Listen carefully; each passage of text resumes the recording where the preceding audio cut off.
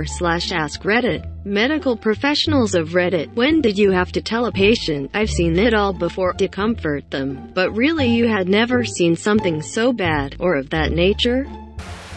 Probably too late to the party, but I had a lady come into the ER listed as multiple medical problems. This usually means diabetes and the issues stemming from it, or maybe bleeding issues from another disease, or maybe odd blood test results at a clinic. I hadn't seen the patient yet, but the doctor came to the nurse's station asking who had room 15. I jumped up and followed him into the room. I walked in and saw what I thought was a corpse. Then the patient's eye swiveled over to look at me. She truly looked like one of the people they found in a concentration camp. I could see every bone in her body was twisted in a decorticate position with her jaw locked open. Then the smell hit me. Rotting flesh, death, and body fluids. I struggled to keep a neutral face and not gag. I tried to place a blood pressure cuff on her arm and her skin just started flaking off in my hands. I gagged. The doctor started removing her clothes to examine her.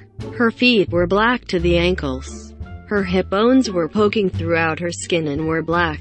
The skin around her ribs was worn away to oozing muscle fibers. Her calves were incredibly swollen and the skin was splitting like ripped pants. I removed her depends, and there was feces coating her entire genital area. Then the doctor went to remove a large bandage on her lower back. Her entire sacrum was exposed and the bones were black. The skin around it was a black liquefied mass. It smelled like nothing I've ever smelled. I can't even describe it. The doctor told her family I would clean up her ulcers and wounds in preparation for surgery. Liar, no surgeon would operate on her. I had no idea how to clean dead bone tissue and liquefied skin. They don't cover that in nursing school. When I went to clean her sacral area, all the liquefied skin separated and oozed all over the bed. I really struggled to keep my shit together. Afterwards, I needed a moment in the supply closet to cry it out for a second. I had no idea the human body could break down so much without dying. I still think about that woman sometimes and what led to her living like that. It still breaks my heart. In dental school, I had an emergency patient come in, complaining of sore gums. Upon examination, I found a massive calculus bridge. Google it for pictures behind her lower front teeth. She only had about 3 remaining lower teeth, but they were all connected with a whitish-brown mineral deposit that was about the size of a golf ball. She had never had her teeth cleaned and she was probably 55 or so. I basically performed an emergency cleaning. She could speak so much better afterwards. Of course I had to play it off like it was normal, but in my years of practice I still haven't seen a case that bad again. Get your teeth cleaned, people. Even if you can't afford every 6 months. Once a year, or every other year is a hell of a lot better than never. 5 years ago I spent 6 months working in a small rural Zambian hospital in the medical ward as part of a volunteer outreach program. I have done mostly family medicine, some surgery in my early days, but decided to mix life up a bit. The hospital was typical third world, a few basic medications, rudimentary clinical tools, a small lab on site which was usually broken. No resuscitation tools whatsoever. HIV, TB and malaria was rife. It would not be uncommon to encounter a death per day despite our best efforts. On one of my first days there, an unconscious person was carried in by a mob of locals. I could smell him before I saw him because he had been in a house fire and his skin was cooked completely black around his chest, face and over his legs. He was still breathing on his own and maintaining his airway, but we had no doubt he had inhaled a lot of smoke. With no way to intubate or provide oxygen, we merely had to hope that he didn't swell up and close off, and deal with the rest of the burns while he was unconscious. 2 colleagues who worked in the hospital came over urgently. We all kept our cool externally and got the nurses to translate to the man's family that we were going to do everything we could to get him better. In reality, all 3 of us knew his chances at survival were in the single-digit percentages. We decided that due to the extent of his burns, we were going to have to do an ascarotomy, cutting the burned skin to prevent it contracting and stopping him from breathing. Turns out I had the most surgical experience, so despite having never done one before, I gave it a go, hoping for the best. We got an IV into a neck vein and got fluids going. The local nurses dressed his burns. We gave him whatever pain relief we had. He was unconscious for a couple of days but eventually came to. Each day we were expecting his kidneys to pack up, but to our surprise, gradually he got better. He was with us for just over 4 months recovering. He came out severely scarred, but he had beaten the odds and survived. I showed up to a house for a possible overdose. 3 firefighters and a police officer were on top of a man who was prone and naked from the waist down. They immediately told my partner and I to restrain the patient to the gurney because the patient was combative. It turns out he took something thinking it was weed, but turned out to be laced with something else, possibly PCP. During his trip he attempted to cut his penis off but wasn't successful. As fate would have it, I knew the patient personally and tried to comfort him on the way to the hospital. During the ride he became somewhat cognizant and was ashamed of himself. I tried to comfort him as I held his penis in place. I would be lying if I said I had seen a severed penis before. I'm a nurse and I work in a pediatric ER. A young woman brought her baby in to be seen for vomiting.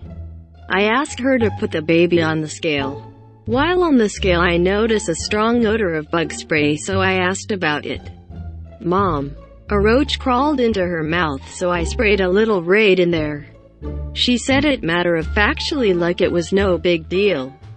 Up calls to the police, CPS, and a 1-to-1 sitter for the child and the mom.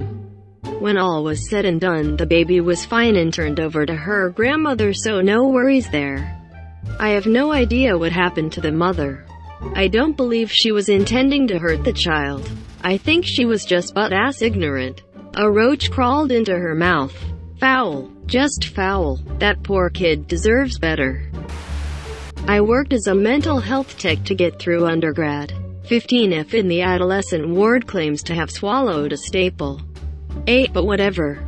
As I'm taking her down to x-ray, I tell her about the dime I swallowed when I was a kid. It happens. Well, turns out she underestimated the number of staples by around 100. Every printout given by the therapists had been a swallowed staple.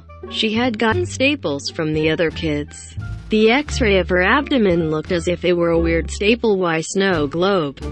And yet, somehow, she was back to trying to steal psych ward staples a week later. Never did figure out how they removed them all.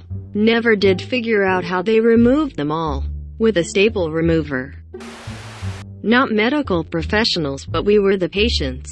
My daughter, who was 3 at the time, had to have a cavity filled. As we were leaving, the dentist told me just to watch my daughter because sometimes kids chew their gums because it's numb and feels weird. So the drive home took 30 minutes and I had been talking to my daughter the entire time to keep her busy. I park my car in my driveway, open the passenger seat to get my daughter out. And her entire lower lip on the left side is gone. She had chewed it off down to her chin. She ended up in emergency surgery. But the surgeon kept telling us it would be fine and he sees this stuff all the time. She ended up having multiple surgeries, and when she was finally healed, the surgeon told us that it was the worst injury like that he had ever seen. He wasn't sure how she would heal, but you can hardly tell it happened now. Oh my god, how do you even react? I'm glad she's okay now. I almost passed out. I couldn't sleep for weeks after, it was so horrifying. I was trying to stay calm for my daughter, but she saw me crying and knew something bad happened. Had a patient who needed a lower GI study to fix a bowel bleed. To get a study done you need to poop clear mucus. 3 days we bowel prepped with heavy laxatives and enemas. He barely pooped anything. He puts on the call light at 6:45, 15 minutes before my shift ends. He calmly says, I kinda wanna try and poop." He said it so casually I figured he was going to toot out another gas bubble and walk back. He stood from the bed, took one step, and the floodgates burst. 3+ days of the most rancid liquid stool I had ever encountered. It just wouldn't stop. He left a river of stool from the bed to the bathroom, coated the walls as he bent to park his butt on the toilet, and continued to dump out 7 people worth of poop.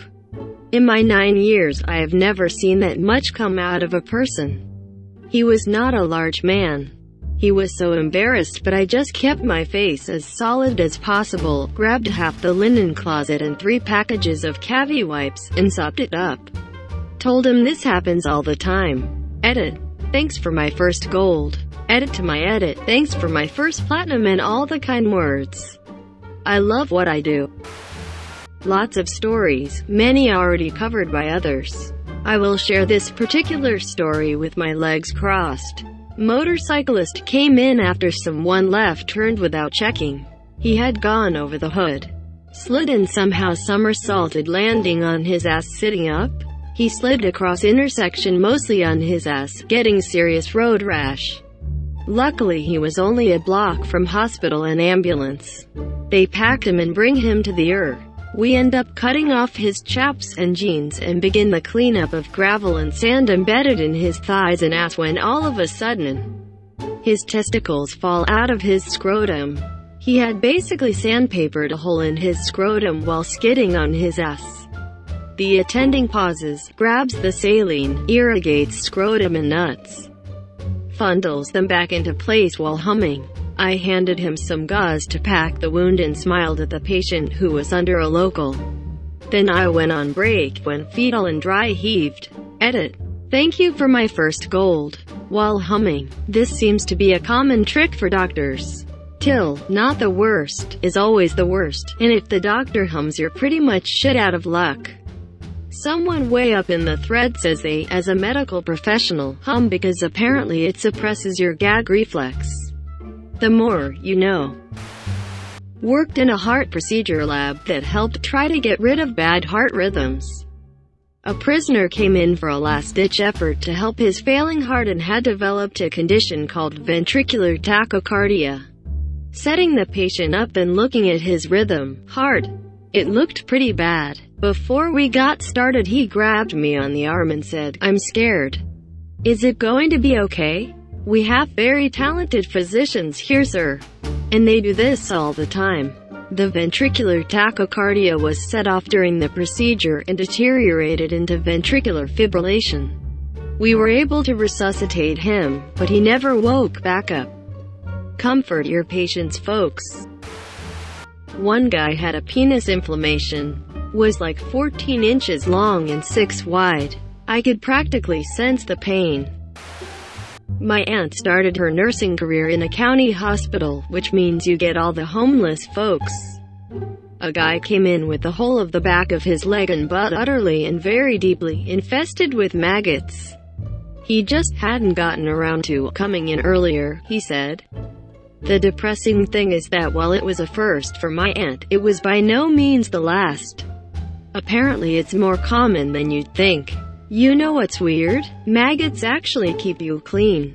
Gross but true. If it weren't for those little buggers eating away his decaying flesh, he'd probably have died of sepsis. Case study. The Civil War wounded, whose wounds got infested with maggots, had the best chance of survival. Like and subscribe.